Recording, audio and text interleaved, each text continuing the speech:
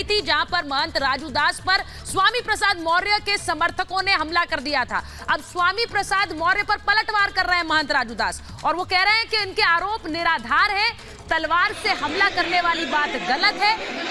ये तस्वीरें कल आई थी सामने लखनऊ से, जिसके बाद दोनों ही नेता एक दूसरे पर आरोप लगा रहे हैं। आपको सुनवाते हैं महंत राजू दास ने हमारे सहयोगी वैभव से बातचीत में क्या कहा। राजू दास जी जुड़े हुए हैं, जिनसे हम कल के विवाद और अब तक के इस पूरे सिनेरियो को लेकर बातचीत करेंगे।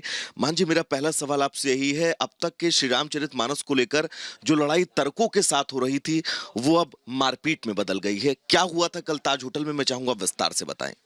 देखिए, पहली बात तो हम संविधान में आस्था रखते हैं और संवैधानिक लड़ाई हम लड़े हैं और लड़ेंगे भी। जिस प्रकार से ये हमारी लड़ाई नहीं है, ये सनातन धर्म संस्कृति की लड़ाई है, हिंदुत्व की लड़ाई है, 100 करोड़ देशवासियों की लड़ाई है। जिस प्रकार से स्वामी प्रसाद मौर्य संविधान को मुझको लगता है वो नहीं मानते हैं। मैं इसलिए कह रहा हूँ कि स्वामी प्रसाद मौर्य संविधान को नहीं मानते हैं, क्योंकि अगर संविधान को मानते तो वह किसी संस्कृति को गाली नहीं देते, किसी धर्म को अपमानित करने का कार्य नहीं करते। आप देखो जिस प्रकार से रोज, एक नहीं अनेक बार, रोज रामचरितमानस को, साधु संतों को, ब्राह्मणों को, सनातनियों को गाली देना, अपशब्द का प्रयोग करना, ये कहना कि भार में जाए ऐसी हिंदुत्व, भार में जाए ऐसा सनातन, ऐसे पुस्तकों पर हम लात मारते हैं, जिसके कारण रामचरितमानस जलाया गया। ये इनके प्रसा पे रामचरितमानस जलाया गया है। ये दुखद है, ये निंदनीय है, इसका पुरजोर विरोध करते हैं, निंदा करते हैं। और मैं माननीय पूज्य योगी आदित्यनाथ जी महाराज से मांग करता हूँ, ऐसे विषैला, ऐसे जहरीला नाग, सर्प समाज में नहीं घूमना चाहिए, जिसके कारण समाज में दुराव, समाज में जो एक नेताओं के प्रति कुंठा, एक द्वेष जो फैल रहा है, दुखद है, निंदनीय है। कल जब मैं कार्यक्रम में जा रहा था, उधर से वो आ रहे थे, उसी कार्यक्रम में उसके बाद हमारा बोलने का अवसर था, नंबर था, और हम जैसे एंट्री कर रहे थे, उसने अपशब्द का प्रयोग किया। उसने कहा कि ये देखो आतंकवादी आ गया, ये भगवा आतंकवादी है, जो राम के यही लोग ठेकेदार हैं, यही रामचरितमानस में यही लोग जो है उल्टा सीधा लिखे हुए हैं, यही जो है समाज को बांटने का कार्य कर रहे हैं। अपशब्द का प्रयोग किया, ये स्वामी प्रसाद मौर्य ने किया, मेरे ऊपर किया। तो स्वामी प्रसाद मौर्य को मैंने कहा कि आप एक राजनेता हैं और राजनेता का काम धार्मिक विषयों पर चर्चा करना नहीं है। अगर आपको कोई समस्या तो आइए शास्त्रार्थ कर लीजिए, उस विषय को समझ लीजिए। मैं पुनः कहता हूं कि वो जो सेंटेंस बाबा गोस्वामी तुलसीदास जी ने लिखा है रामचरितमानस में, वो प्रसंग है समुद्र और भगवान राम के बीच। जब भगवान राम ने 3 दिनों तक प्रतीक्षा किया, समुद्र नहीं सुना, तब लक्ष्मण जी से बाण मांगा, और जब उन्होंने बाण का अनुसंधान किया, त्रायमाम करते हुए समुद्र राज आए हैं, उन्होंने तब यह कहा कि ढोल गमार शुद्ध पशनारी सकल ये तारना के अधिकारी।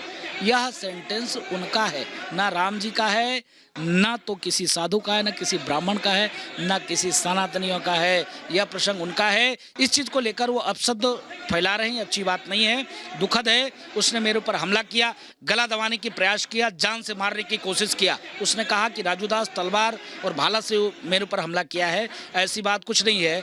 वह उस होटल में तलवार और भाला जा ही नहीं सकता है। और पूर्व में मैंने कहा था कि जो स्वामी प्रसाद मौर्य का हत्या करेगा उसको 21 लाख रुपया देंगे। हम उस बयान पे कायम हैं। लेकिन वो बयान मैंने दिया क्यों था?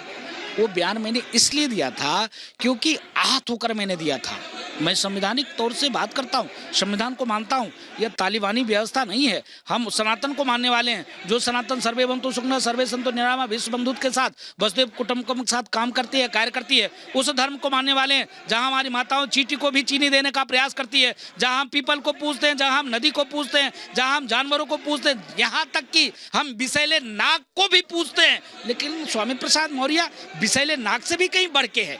इसके नाते हमारी मांग है कि ऐसे लोगों को बाहर नहीं घूमना चाहिए, सलाखों के पीछे होना चाहिए। जो आपने कहा मान जी की आपके ऊपर हमला कर दिया गया, लेकिन जो लखनऊ के सीपी को एप्लीकेशन दिया गया है स्वामी प्रसाद मौर्य की तरफ से, वो बिल्कुल इसका अगेंस्ट है। उनका ये कहना था कि तलवार और फरसा से उनके ऊपर हमला किया गया और ये पूरी कहानी पहले से ही सेट करके रखी गई थी कि स्वामी प्रसाद मौर्य यहाँ पर आएंगे, फिर उनके ऊपर हमला कर दिया जाएगा। नहीं, उन्होंने तो एक वरिष्ठ एंकर के ऊपर भी आरोप लगा दिया। ये अच्छी बात थोड़ी ना है। इससे लगता है कि वो मानसिक विक्षिप्त हो चुके हैं, क्योंकि जो रामचरित मानस का अपमान करेगा उसकी कुबुद्धि हो जाएगी, मति भ्रम हो जाएगा, बुद्धि भ्रष्ट हो जाएगा। यह प्रत्यक्ष प्रमाण है। उन्होंने जो मेरे ऊपर आरोप लगाया है वो निराधार आरोप है। मैंने पूर्व में कहा था, लेकिन हम संविधान से चलते हैं, हम लोकतांत्रिक देश में रहते हैं, यहाँ प्रजातांत्रिक व्यवस्था है। प्रजातांत्रिक व्यवस्था में आप ऐसे अपशब्द का प्रयोग नहीं कर सकते हैं। जिस प्रकार से वो लगातार सनातन धर्म संस्कृति को टारगेट कर रहे हैं, लगातार 100 करोड़ हिंदुओं की आस्था को ठेस पहुंचा रहे हैं, आहत कर रहे हैं, ये अच्छी बात नहीं है। मुझको कष्ट है। कष्ट इस बात के कि राजू दास की लड़ाई नहीं है, ये सनातनियों की लड़ाई है, ये सनातन जनमानस की लड़ाई है, हिंदुओं की लड़ाई है। क्या राजू दास का अकेले रामचरित मानस है? क्या भाजपा का रामचरित मानस है? क्या संघ का रामचरित मानस है? क्या विश्व हिंदू परिषद का रामचरित मानस है? क्या सिर्फ ब्राह्मणों का रामचरित मानस है? क्या सिर्फ साधु संतों की रामचरित मानस है? रामचरित मानस हिंदुओं की आस्था का प्रतीक है। जन जन के घर में और हृदय में रामचरित मानस रहता है। भगवान राम के आदर्श पे चलने वाले हम लोग हैं और हम लोग इस प्रकार के कार्य नहीं करते हैं। पहली बात। दूसरी बात, धर्मो रक्षति रक्षता, धर्म की रक्षा करने के लिए प्राण भी चली जाए तो कोई दिक्कत नहीं।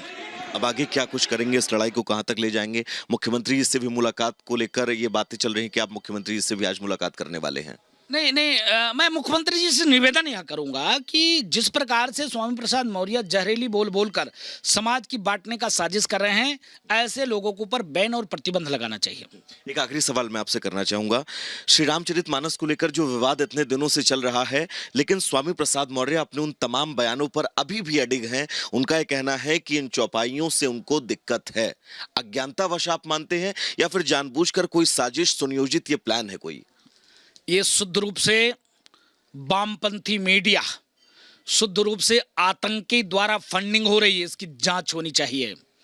और जिस प्रकार से स्वामी प्रसाद मौर्य समाज को बांटने का साजिश कर रहा है, हिंदू को हिंदू से बांटने की साजिश कर रहा है, ये